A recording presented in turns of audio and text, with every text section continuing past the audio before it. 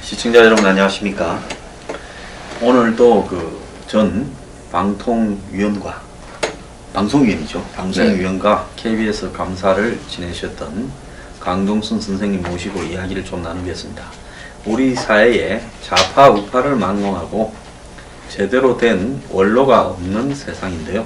그래도 우리 사회에 원로로서 이 더운 여름에 손수 시간을 내주셔서 이렇게 방송에 이렇게 참여해 주신 데서 항상 고맙게 생각하고 있습니다.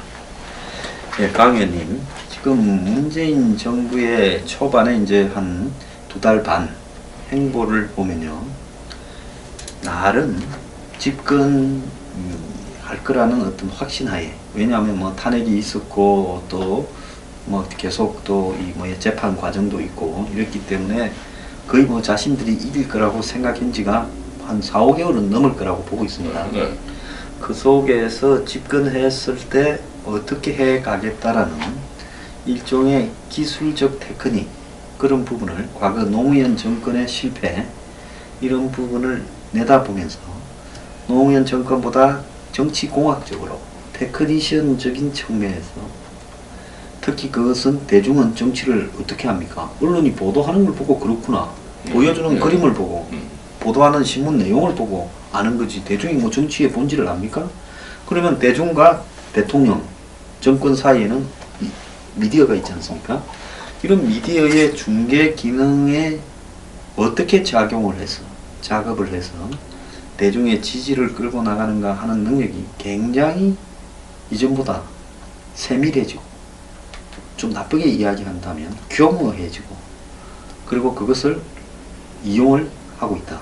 그리고 그 정점에 탁현민이 있다. 이런 이야기가 있습니다. 이 부분에 대해서는 좀 어떻게 보십니까?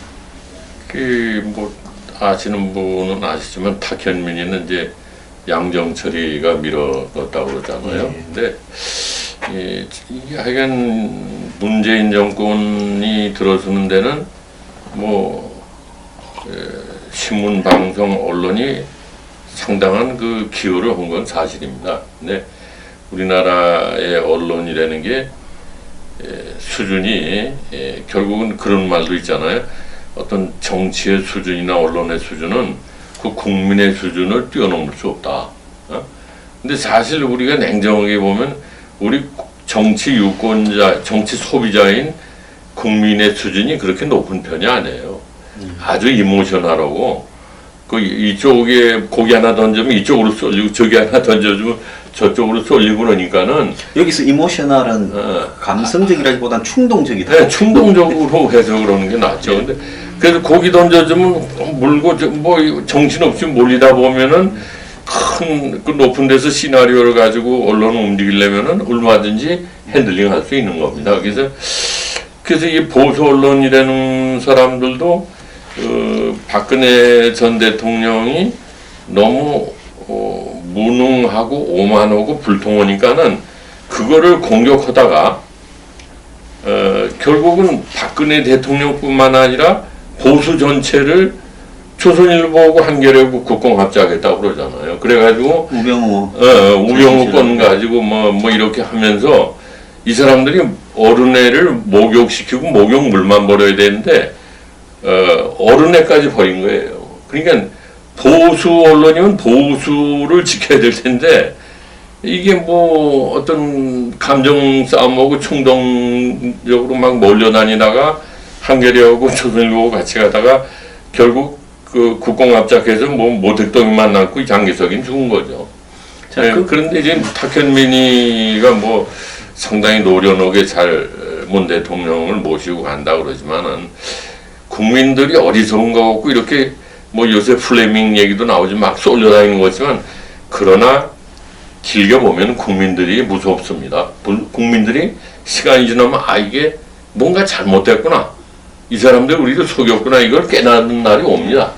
그러니까 그런 이야기가 있지 않습니까? 소수를 잠시 속일 수는 있어도, 그렇죠. 다수를 영원히 속일 수는 없다. 그 링컨 대통령. 네, 그래서 몇 번 속고 나면 그 시점에서는 이젠 진절머리를 내는 것이죠. 한국의 역대 대통령들이 처음 당선되었을 때는 지지율이 뭐 80%, 90% 가는 거, 그것도 다 잘못된 거 아닙니까? 잘못된 당선됐다고 초창기에 그 대중 선동을 충성하는 그 한마디로 손금도 없는 언론들이 떠들어댄다고 그게 옳다라고 보는 그 시각도 많이 잘못된 거고 어떻게 보면 허니문 이런 표현 자체도 언론에게는 부끄러운 용어 아닙니까? 그 외국 사람들이 한국 사람을 볼 때는 너무 감성적이랄까 감정적이랄까 그런 표현을 많이 합니다. 요번에 주한 일본 대사 했던 사람도 그런 얘기 했잖아요. 무토가 내가 한국 사람이 아닌 것을 다행스럽게 생각한다 이런 제목으로 책을 썼는데 전 아직 못 읽어보고 요점만 이렇게 소개한 걸 봤습니다만 그 지적이 그 사람이 12년 동안 한국에 있었고 2년 동안 주한 일본 대사를 했는데 비교적 우리한테는 아픈 얘기를 많이 한 겁니다. 우리 한국 사람들이 뭔가 그냥 몰려갔다가 또 아니면은 또 푹 꺼지고 그래요. 그래서 정치인들이 자기한테 지지도가 높다 그래서 이거를 뭐 상당히 너무 감격적으로 받아들였다가는 나중에 아주 곤두박질 하는 결과가 나오는 겁니다. 네.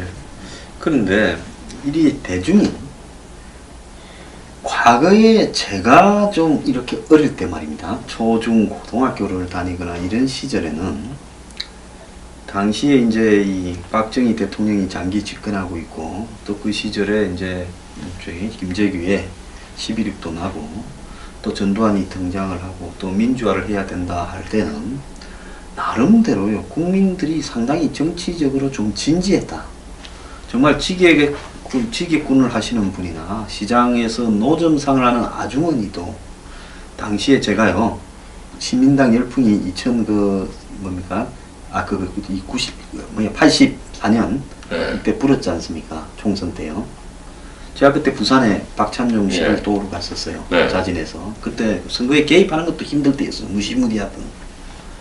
그런데 시장에서 장사하시는 분들이 민주주의를 회복해야 된다면서 박수를 치면서 수고한다고 말입니다. 김밥도 주고 정말 그렇게 했거든요. 불법 선거한다고 막 경찰이 잡아오고 하면 사람들이 나서서 막기도 했고요.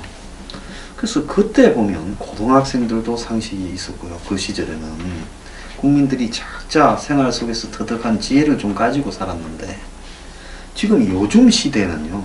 이 지식의 가치가 없어져 버리면서 인스턴트화되고 획일적이 되고 인문교양조차도 예능처럼 소화하는 이런 분위기 속에서요.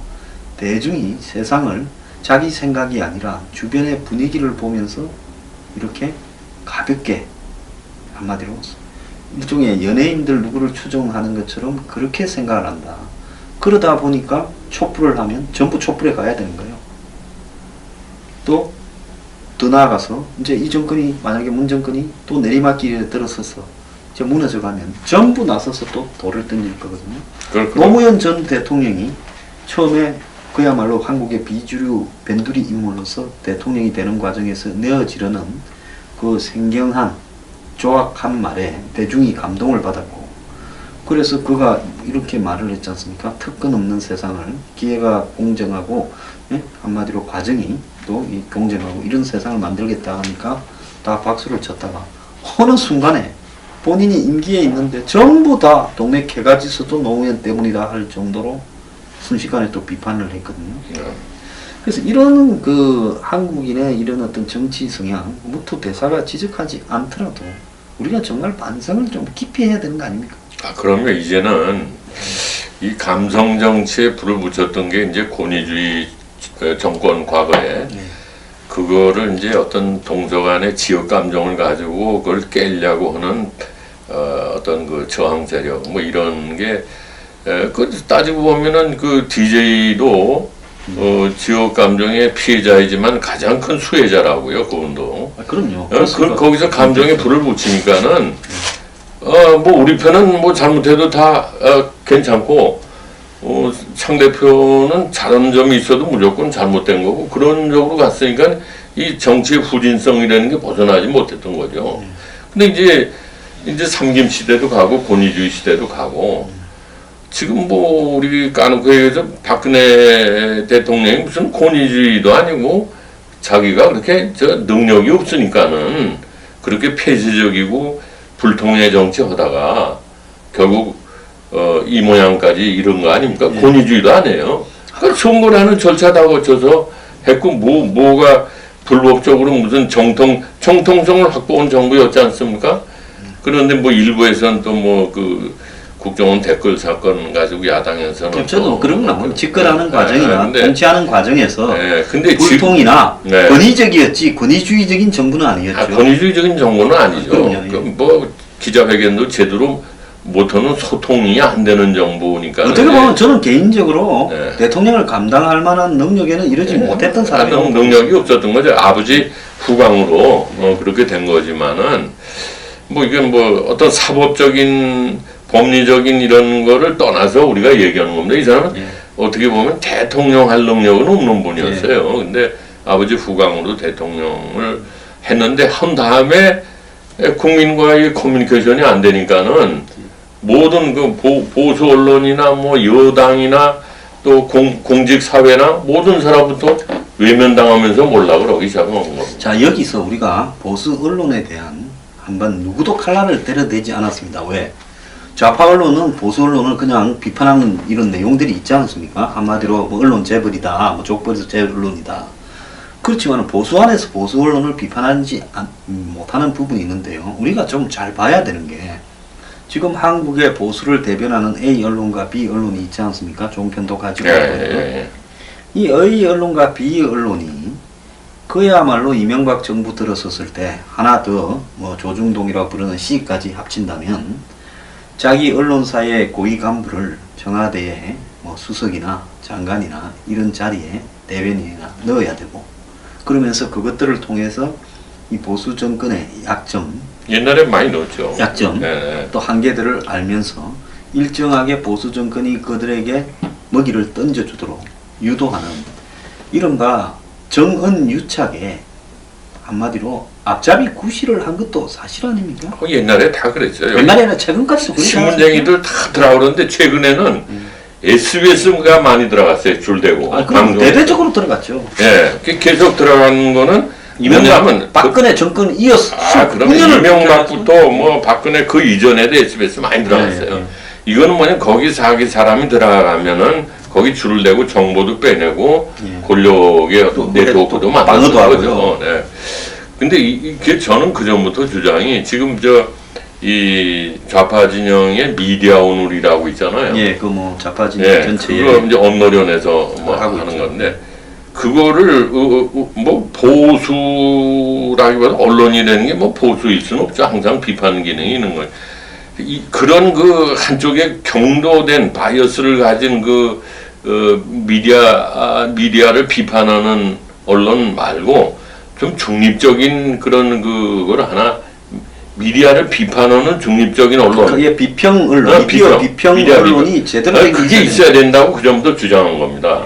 지금 뭐 많은 사람 하지만요 언론사 사장은 이 책상 위에 아침에 가면은 미디어 오늘이 빠져서는 안 되게 딱 나와 있어요. 왜냐하면 그거는 미디어 오늘이라는 거는 이제 이 좌파 언론에서 하는 거지만 언론사를 공격하는 거기 때문에 자기들에 대한 공격이고 그렇죠.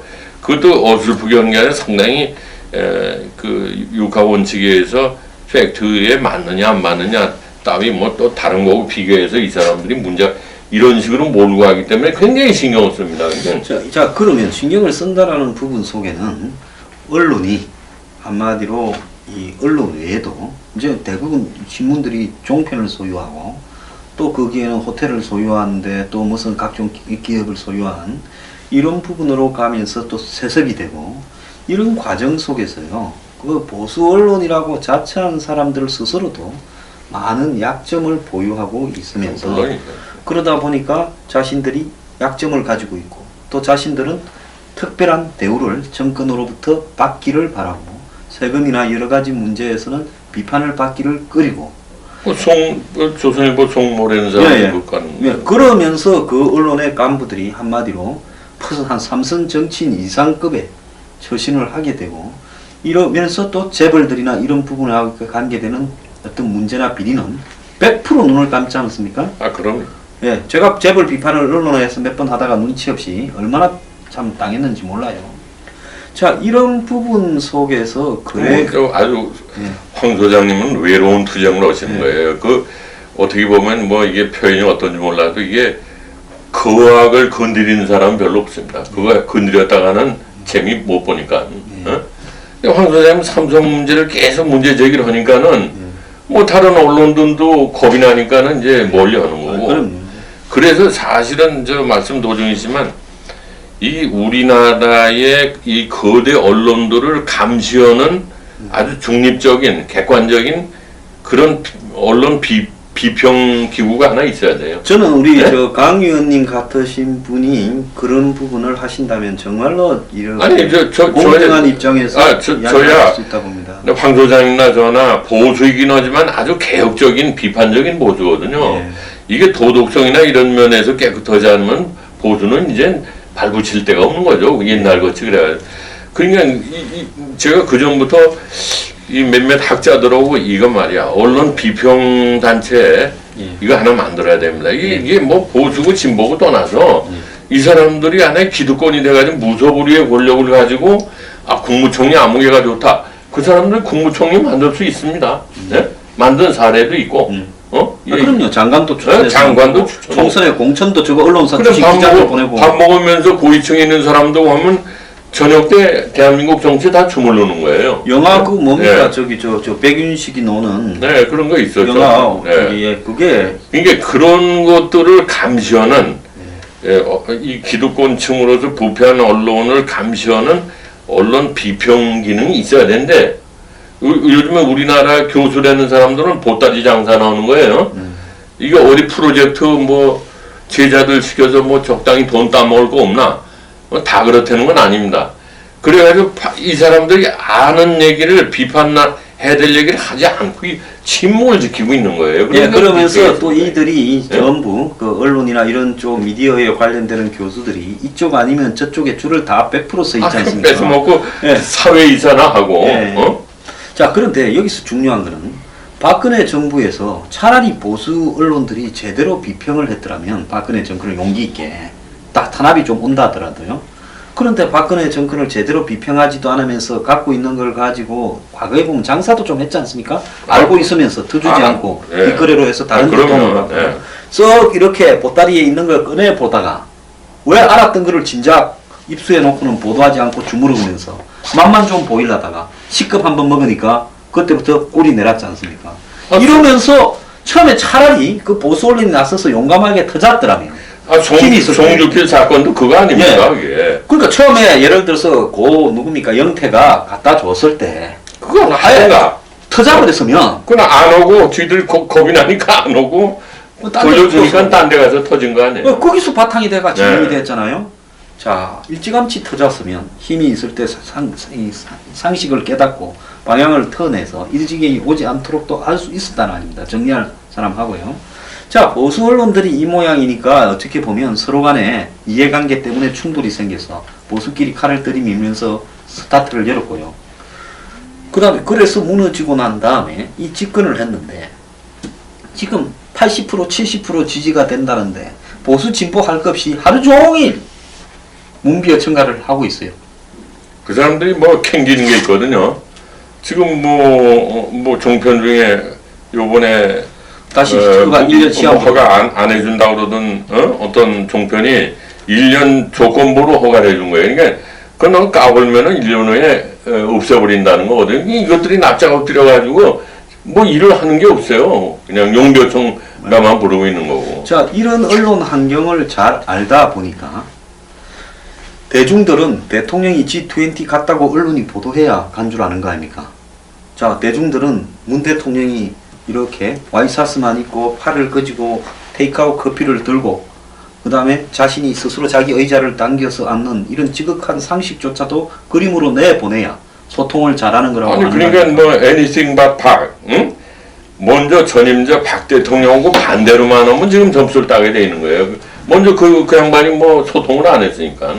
예, 뭐 저기 청와대 수석 장관 다 앉혀놓고 대통령과 1대1 뭐 독대가 필요하다고 생각하세요 하는 장면이 그야말로 불통의 압권이었죠. 그런 장면을 국민 앞에서 생중계로 내보내는 부분을 통해서 그 정권이 지지율을 얻어갈 거라고 생각한 게 지금 잘못 아닙니까? 근데 이제 오래 못 갈 겁니다. 국민들을 바보로 생각하면 안 돼요. 우리 국민들이 정말 속된 말로 이꼴저꼴 몇십 년 동안 당한 국민들이기 때문에 처음에는 먼저 사람이 하도 답답하고 그러니까는 지금 아주 뭐 의자도 끌어안고 뭐 옷도 스스로 이렇게 하고 과거에 다들 그런 게 뭐 그렇게 멋있죠. 하는 대통령도 멋있죠. 별로 없었지만은 그런 거를 뉴스거리로 삼으려고 생각을 한 청와대의 홍보팀도 없었어요, 그죠?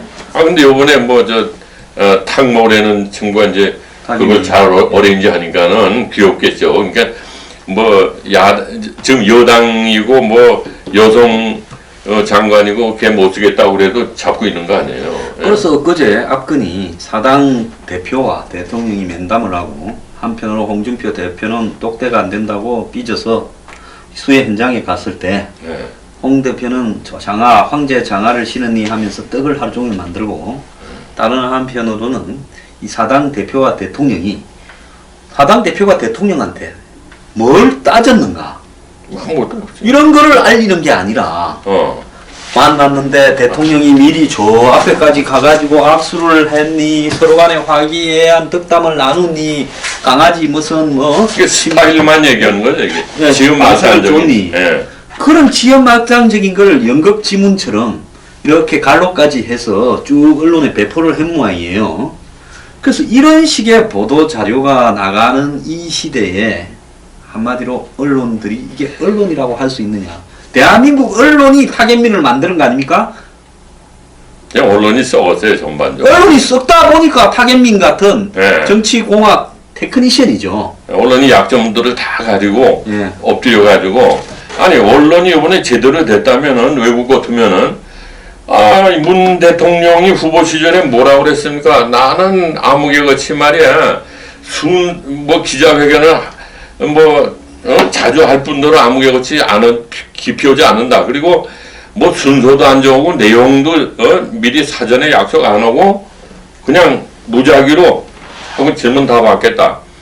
그랬는데 아니 그럼 외국에 순방하고 오셨으면은 당연히 기자회견을 해야 되죠. 그럼요. 네? 내가 한미 정상회담에서는 어땠고 G20는 어땠고 베를린 선언은 어떻고 오해가 있는데 난 해명하겠다. 당당히. 북한하고의 무슨 대화 제의를 네. 어떻다든지 이런 문제에 대해서 한미 뭐 간의 최대 해난이었던 남북관계 주도 운전석은 뭐다 말을 해야 되는데 그 말을 안 하고 넘어가는데 그걸 묻지도 않아요. 아니 그러니까 다른 신문에서 왜 기자회견 안 하느냐고 문제제기도 하는 놈들이 없어요. 아니 사당 대표들이 미국이 FTA 정상을 하자 했으면 거기에 대해서 대통령한테 물어야 될 거 아닙니까? 그걸 묻었는가 어쩌는가라는 대화가 사당 여야 대표의 회담에서 나오지 않았다라면 이게 무슨 언론의 가치가 있는 겁니까?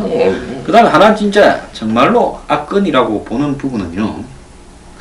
자, 사드 보고 누락이니 무슨 환경평가 영향 면적을 조장을 했다라느니 뭐 알박기를 했다느니 이렇게 하다가 또 트럼프가 한마디 했다니까 한미연합사 방문하고 또 문재인이 가서 미국에서 해를 쳐놓으니까 그 다음에는 또 북한이 뭡니까 ICBM 쏘고 이러니까 한미 뭐 합동 미사일 훈련을 했다 하고 또 엊그제는 미국에 가가지고 미국 갔다 온 지가 언젠데 지금 한 달쯤 다 돼 가는데 무슨 장거리 미사일 한국의 800km 미사일 널링 중량을 500km에서 1톤을 했다. 지금 북한이 핵을 ICBM으로 날고 기는데 한국이 먼저 쏘지도 못할 그 미사일 이야기를 트럼프 앞에 이야기했고 트럼프는 오케이라 했다가 또 오늘은 우리가 그렇게 말한 건 없다고 또 꼬리를 상 내리고 매일 캐비넷 공개하는데 익숙해가 캐비넷에서 A 문건, B 문건, C 문건이 나왔다 하다가 또 그건 공개 안 한다 해놓고는 이명박이 무슨 STX하고 제2롯데월드 문건 나왔다고 또 언론이 보도하게 하고 이렇게 왔다 갔다 말입니다. 냉탕 웅탕을 다니면서 정신없도록 국민을 헷갈리게 하고 있어요. 축구로 보면 잔패스를 쭉 받으면서 지금 보는 시청자가 눈이 다 돌아가도록 만들고 있어요. 이런 이 테크닉을 이걸 어떻게 보십니까? 저는 이제 장기적으로 보면은 뭐 좌우 뭐 여야 이걸 떠나서 미디어를 감시하는 미디어 비평 단체가 아주 전문성을 띈 모니터도 하는 그룹도 있고 이런 게 있어야지 궁극적으로 우리 언론이 발전할 겁니다. 지금은 이건 개판이거든요. 자기네들이 꼭 전해야 될 건 안 전하고 쓸데없는 거 지어 말단적인 건 안 전하고 이런 국민들이 다 알 수가 있나요? 그리고 이 무엇보다도 기자회견을 하게 되면은 젊은 기자들이 그래도 비판 의식이 있으니까는 궁금해하는 걸 다 속속들이 물어보게 됩니다. 그 자기가 왜 후보 때 약속한 거를 안 지켜요? 어? 근데 그런 거를 또 신문이나 방송에서 왜 기자회견 안 하냐 국민이 궁금한 거 많은데 유럽 순방 이 G20 문제도 사드가 왜 의제에서 빠졌고 한미 FTA도 이 앞뒤가 다른 얘기가 나오고 그러니까 이게 어떻게 되는 궁금한 게 많잖아요 국민들이. 예? 이건 기자회견을 해서 속속들이 자기네들이 억울한 거 있으면 그 기회에 해명도 하고 이게 이래가지고는 안 됩니다. 근데 이게 이제 막연히 지역적으로 이렇게 건드려가야 되는 게 아니고 이제 이거는 이제 모니터를 해서 전문가가 이제 다른 매체 간에 비교를 해서 너희들은 이거는 바이어스를 가지고 이렇게 하는 거고 중요한 거를 은폐하고 엉뚱한 걸 근데 이렇게 전문적으로 지적을 해야지 이 사람들이 부끄러운 줄 압니다. 독자나 시청자가 볼 때. 대부분의 그 국민들은 촉이 정말로 빠르거나 많은 정보를 갖고 있거나 권력을 가지거나 부를 소유한 사람이 아니면 언론에 대한 정보 부분에 접근할 수 있는 한계가 있죠. 한계가 있지 않습니까? 네. 그리고 비하인드 스토리나 이런 걸 모르지 않습니까? 이런 상황 속에서 언론에서 무슨 일이 벌어지고 있다라고 하는 부분을 잘 모르고 있어요. 그러니까 그리고 또 누구든 언론을 직설적으로 까발리고 드러내고 비평하기를 꺼리고 있지 않습니까? 또 언론끼리는 교묘하게요. 보수 언론도 언론 그 자체에 대한 문제를 보도하지 않아요. 담합을 진보 언론. 담합을 조선은 한겨레를 비판하지 않고 네, 한겨레는 네. 조선을 비판하지 않습니까? 그럼요. 얼마 전에 보면 조선에 무슨 뭐 그 가족에 불행한 일들이 있었지 않습니까? 또 보기 안 좋은 일들이. 예. 그 다음에 한겨레에 보면 한겨레 간부 두 명이 술 먹다가 싸움해가지고 하나 죽은 일 있잖아요. 또 그것도 그저는 전 한겨레 또 고위 간부 전 간부지만 또 무슨 어떤 찜질방에서 무슨 성추행 어쩌다 다 은폐하고 서로가 그러면은 다 덮는 거예요. 근데 그거를 언론을 감시하는 전문성 있는 단체가 반드시 나와야 됩니다. 이런 자들이 이러해서 언론이 권력에 저항하지 못하다 보니까 한마디로 타겟민이 같은 사람이 언론을 어떻게 다루는가 또 한마디로 사람이 개를 물어야 뉴스가 되구나 네. 하니까 맞습니다. 예? 그렇죠. 그러다 보니까 정말 대통령 부인을 엊그제 수해 현장에서 뭡니까 이거 깔고 앉는 밑에 엉덩이 밑에 저는 대통령 부인이 가서 고생을 하고 한 건 안 하는 것보다는 훨씬 나은 일이라고 그렇죠. 봅니다. 그런 건 그렇지만은 그걸 깔고 앉는 장면을 연출하면서요. 한마디로 그것을 소통이라고 이렇게 연결시켜서 민망함을 소통으로 이렇게 위장시키는 이런 부분을 보고요. 정말 이 정권이 지지율을 올리려고 작정을 하면 타겟민이 스트립쇼까지도 시키겠구나. 나중에는 하다 할 게 없으면 그런 생각이 들었습니다. 나쁘게 고약한 마음으로 얘기하면 탁현민이 같은 사람을 문 대통령이 오래 데리고 있으면 있을수록 야당에는 나쁠 거 없어요. 예? 예, 그런 친구들은 언제든지 사고를 치게 돼 있고 네. 근데 사실은 기자들이 질문할 게 많은 것 중에 하나가 탁현민만 문제가 아닙니다. 지금 그 전대협 그러니까 대학의 그 전대협 임종석이? 임종석이 같은 학생회장 했던 사람이 지금 13명이 들어가 있답니다. 예, 그렇대요. 청와대 안에. 전대협 동호회. 그러니까 이 사람들이 이제 뭐 다 아시지만 주사파거든요. 결국 PD 민주주의파하고 주체사상파하고 싸워가지고 주사파가 이제 5.18 이후에 이긴 거 아닙니까? NL파가. NL파들이 지금 전향도 하진 않은 NL파들이 13명이 임종석이를 비롯해서 지금 대한민국 청와대에 다 들어가 있다는 것은 이거 보통 문제가 이게 아닙니다. 묘한 게요. 학생운동에서도 NL이 PD한테 이겼지만은 지금 NL은 정권을 잡았는데 이 정권의 시다바리를 PD 출신 정의당이 하고 있어요. 이것도 정말 그렇죠. NL하고 PD가 그때는 죽으라고 그리 싸우더니만 얼마 전까지 통진당 안에서 정의당은 PD죠. 예. 민주주의. 그런데 이제는 문재인 정권에 와서 NL과 PD가 합작을 하는 PD가 N을 시다바리를 하는 꼴을 보이고 있는데 제가 한 10년 전에 이런 말을 했습니다. 저도 나름대로 학생운동과 사회운동을 했는데 저는 NL이나 PD에 어디에도 기울지 않았어요. 독자적인 노선을 했는데 제가 다 알지 않습니까? 이들이 어떻게 살았는가. 그런데 한 번도 전향하거나 잘못된 것을 전향이 별게 있어요. 저 국정원에 가서 전향하는 게 아니라 요즘에는 뭐 국정원도 급판인데 뭐 전향하러 오면 우리는 전향 안 받아줍니다. 계속 그냥 빨갱이로 사십시오 이럴게요. 국정원이. 그런데 어쨌거나 공개적으로라도 공식적으로라도 과거에 내가 학생운동을 했을 때 가졌던 북에 대한 입장이 잘못된 거라고 말 한마디도 안 한 사람이 국회의원 배지 몇 번 달고 장관에 묻고 어쩌고 하면서 지금 정권을 잡아서 핵심부에 있다라는 것은요. 정상적인 국가라면 만약에 독일이라면 이것을 용납을 했겠습니까?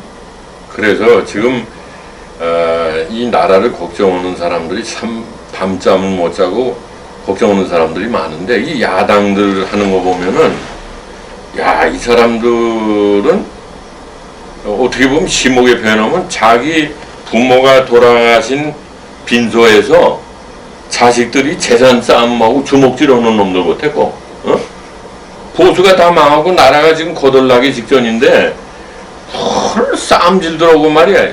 그리고 낙동강 전선까지 이제 6.25 때 밀렸으면은 낙동강 전선에서 다시 정신 차리고 올라가야 되는데 거기서 저희들끼리 총질하는 놈들이야 이게. 자 오늘 그 마지막으로 이 보수 야당 이야기가 나왔으니까 하나만 해봅시다. 위원님. 어제요. 홍준표 대표가 홍석현이한테 사과를 했어요. 네. 방송 갖다 바치고 신문사 갖다 바치고 조카 구속시키고 얻은 자리가 고작 청와대 특보 자리냐. 저는 이 말에 사실관계에 별로 틀린 게 없을 수 있다고 봅니다. 저는요. 그것이 사실관계를 적시해도 명예훼손은 명예훼손이니까 남들은 공적으로 말을 잘 안 할 뿐인데요. 어쨌거나 자기가 당대표 출마하는 날 그 말을 공식적으로 했는데 사실 잘못됐다 하면서 사과한다 그러고 사실관계에 문제가 있다라고 이야기를 하는 저런 사람이 정말 이게 대한민국의 보수 정당의 리더가 이게 맞느냐? 저는 뭐 이제 70대 중반 가까이 돼서 뭐 무슨 뭐 제 개인적인 이해관계 없이 아주 어떤 면에서 자유스러운 입장에서 말씀을 드린다면은 정말 이게 심하게 얘기하면 지금 뭐 이당 저당 야당이 뭐 어떻게 보면 세 개로 쪼개져 있는데 태극기 집회 관련된 당까지 결국은 5년 후가 될지 10년 후가 될지 보면 이 사람들은 국민들이 아무도 안 써줄 겁니다. 이제는 야당은 정말 마크롱 시대같이 마크롱도 요즘에 이제 까불다가 뭐 새롭게 태어나야 돼요. 깨끗한 사람들이, 젊은 사람들이. 이렇게 떼묻고 말해요. 뭐 여기 가서 말 함부로 하고 사과하고 또 뭐 배신자니냐 아니니 뭐 이러고 싸우고 이런 사람들은 이제 국민들이 절대로 안 써줄 겁니다. 두고 보세요. 이게 이제 이 사람들은 역사에 흘러가는 사람들이에요. 어찌하여 보수가 저런 사람들한테 보수의 희망을 거는 정도로까지 전락해 버리는가? 또 국민들은 어찌라면 이 현실 정치에 있는 사람들한테 희망을 걸어서 마치 그것이 자신들을 구원해 줄 거라고 착각하는가? 이런 부분에 대해서 참 저는 서글픔을 금치 못합니다. 그러니까 이제 이 사람들이 한번 정신 차려 있는 거는 내년에 지방선거 때 지금 뭐 얼마 안 남았잖아요. 내년 6월이니까 아마 이건 뭐 99.99% 박살이 나게 돼 있어요. 그리고 지금 똘똘 뭉쳐도 안 되는 지금 쥐들끼리 총질하고 부모 돌아가신 초상집에서 새끼들이 주먹질하고 싸우는 거랑 마찬가지입니다. 초상집에 부조금 들어온 거 같고 그 싸우고 낙동강 전선까지 밀렸는데 거기서 쥐들끼리 총질하는 거랑 마찬가지예요. 이 사람들이 내년 6월에는 더 박살이 날 거예요. 그러면 조금 정신 차리지만 그래도 이 사람들은 옷을 아무리 갈아입고 속고 대절해도 국민들이 절대로 다시 안 써줍니다. 다시 젊은 사람들이 다 등을 돌렸는데 젊은 사람들 이 사람들 누구 쓸만한 사람도 있어요? 없습니다. 없어. 유승민이고 뭐 홍아무개고 뭐 김무성이고 이게 이 사람들은 다 역사에 흘러가는 사람들입니다. 이제 새로운 깨끗한 보수 개혁적인 보수들이 연대를 해서 젊은 분들이 새로 출발을 해야 돼요. 예. 네, 잘 알겠습니다. 오늘 일부 감사합니다.